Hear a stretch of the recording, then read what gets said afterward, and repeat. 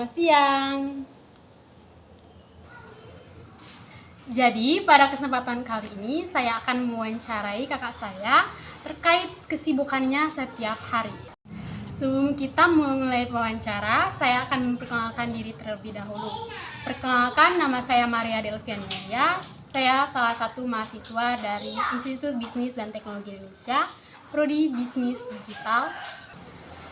Video ini dibuat untuk memenuhi ujian tengah semester mata kuliah Soft Skill. Selanjutnya saya akan memperkenalkan narasumber saya. Saya berikan kesempatan dan waktu. Halo, perkenalkan nama saya Santi. Saya umur 21 tahun.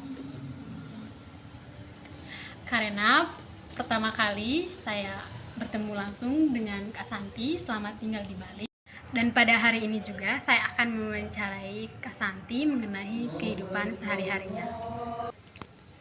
Kalau boleh tahu, sekarang Kak Santi tinggalnya di mana? Ya pasti di Bali dong. Tahu di Bali, tapi tepatnya di mana? Oh ya, untuk posisinya saya tinggalnya di Teguh Umar Barat, sampingnya Marlboro gitu. Tapi saya tinggalnya di mes, bukan di kos. Bagus dong tinggal di mes, jadi pengeluarannya nggak terlalu banyak. Iya. Emangnya Kak Santi kerja di mana dan kerja apa? Oh, kebetulan aku kerjanya di Teguh Umar juga. Aku kerjanya di Ayam Kari Mang Jajan. Dan kebetulan di situ aku disediain mes sama bosku. Ya, menghemat-hemat uang gitu. Daripada kita tinggal di kos kan berarti pengeluaran kita kan tambah banyak. Kalau di mes kan enak gitu. Kakak kan tinggal di mes. Setauku kalau tinggal di mes tuh pasti banyak orang. Ya pasti rame lah kalau tinggal di mes kan, apalagi karyawannya kan semuanya tinggalnya di situ. Kebetulan kalau di mes sih ya kadang rame kadang enggak. Kalau udah pada kerja kan berarti otomatisnya kalau yang lain pada istirahat begitu kan sesuai shift. Kalau yang lain kan kalau udah pulang shift pagi ya pasti langsung tidur kan. Jadi kenyamanan kita untuk tidur itu ada, tapi juga ada tata tertibnya kok kalau di mes. Kalau udah jamnya tidur ya tidur, kalau udah jam kerja ya kerja kayak gitu. Kalau boleh tahu, Kak Santi tuh nyaman nggak sih tinggal di mes? Oh ya, kalau soal nyaman sih nyaman, ada enggaknya juga. Kadang kita kayak berpikir harus pindah ke kos deh kayaknya, soalnya kan di sini tuh rame atau bagaimana. Tapi kan kalau udah kayak kita harus ngitung-ngitung ke belakang lagi ya, pengeluaran kita kan tambah banyak nanti kalau kita tinggalnya di kos. Apalagi kan kalau udah di mes kan udah enak gitu.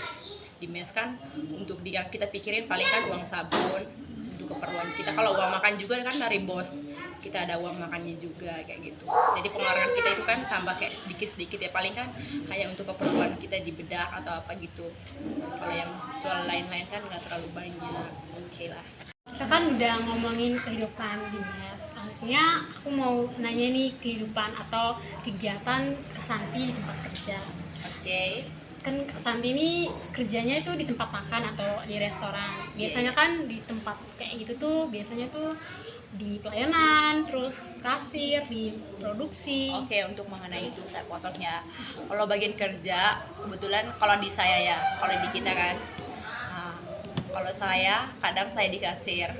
Kalau di kasir, udah di kasir ya, otomatis kan paling kita nerima customer, nerimain mereka mau pesan apa gitu, kita yang ini kan.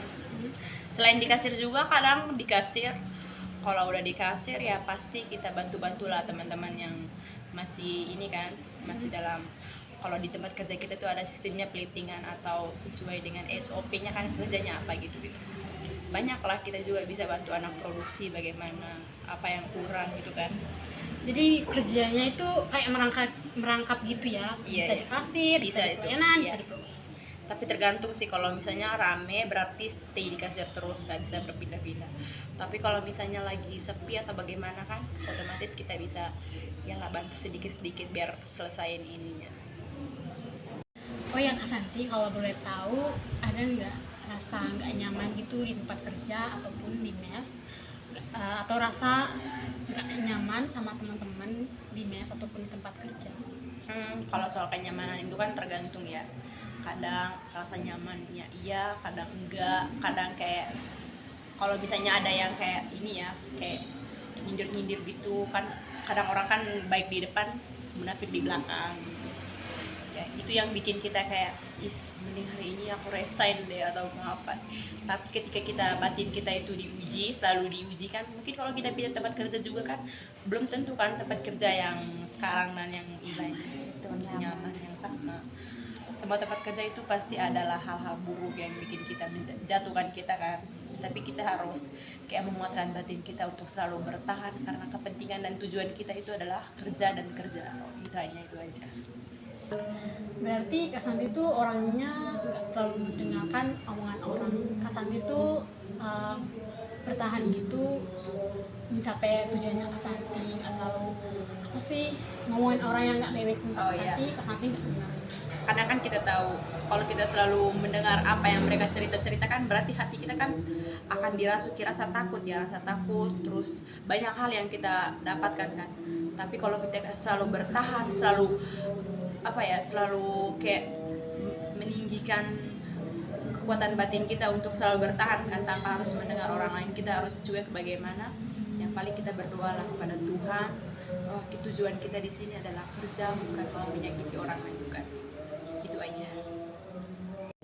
Oke Kak Santi, terima kasih telah meluangkan waktunya untuk saya hari ini. Oke, dari saya untuk kamu yang paling pertama adalah kamu sekolah yang rajin, belajar yang rajin, dan terus bangkit. Jangan pernah menghiraukan kata-kata orang yang menyinggung kamu atau menyakiti hati kamu. Selalu belajar dan jangan lupa berdoa. Itu adalah yang pertama dan yang terakhir untuk kamu. Karena tujuan kamu di sini, kamu disuruh orang tuamu di sini hanya untuk sekolah. Tujuan kamu adalah sekolah, belajar yang baik dan rajin.